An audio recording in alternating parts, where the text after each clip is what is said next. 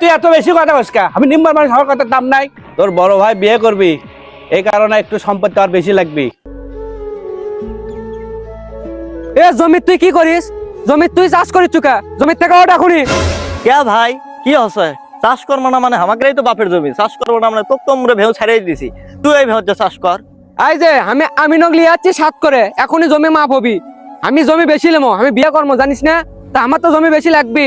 আমিন সাহেব এওটা মাপেন, আমার নামে বেশি জায়গা থাকে। আমার বাপ কয়ে গেছে মরার আগে বেশিরভাগ জায়গা আমাকে দিয়ে থয়ে গেছে।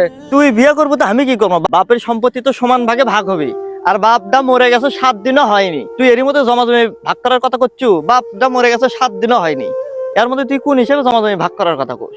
যাক 2-3 মাস যাক। আব্বা আমাকে কয়ে গেছে মরার আগে আমার নামে এলে লেখে দিয়ে থয়ে গেছে, এই জমিও লেখে দিয়ে থয়ে গেছে, ওই জমিও লেখে দিয়ে থয়ে গেছে।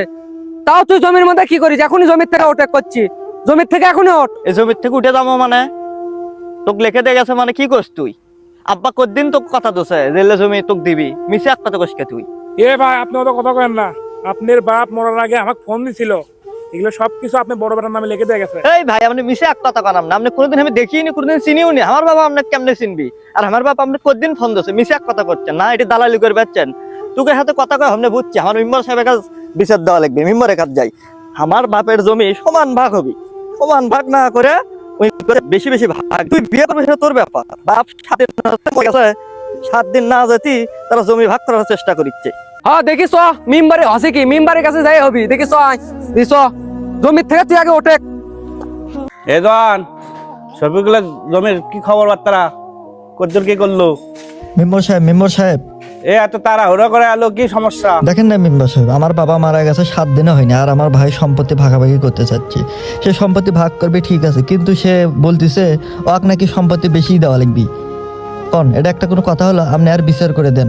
সাগর তুই কাজটা ঠিক করিসনি, জমি তো সমান ভাগে ভাগ করা লাগবে। মেম্বার সাহেব ইনকা করে হবিল, আপনার সাথে আমার পার্সোনাল কিছু কথা আছে, সাইডে চলেন। আরে ঘটনা বোঝেননি, ওই জমি আমাকে জিঙ্কারে হোক লিয়ে দেওয়া লাগবে, আপনি আমার লেওয়াই লাগবে। বোঝেননি আপনি, লেওয়াই লাগবে আমার।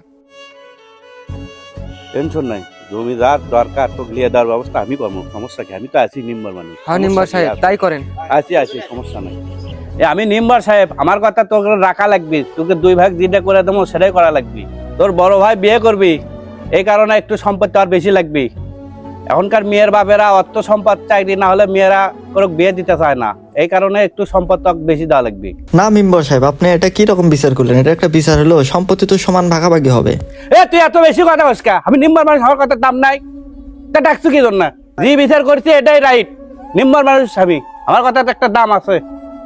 আমাদের চারপাশে তাকালেই দেখতে পারবেন এরকম টাকার কাছে বিক্রি হয়ে যাচ্ছে এরকম জনপ্রতিনিধিরা। ভাই আমরা তো মানুষ, কিন্তু আমাদের মনুষ্যত্ব কোথায়?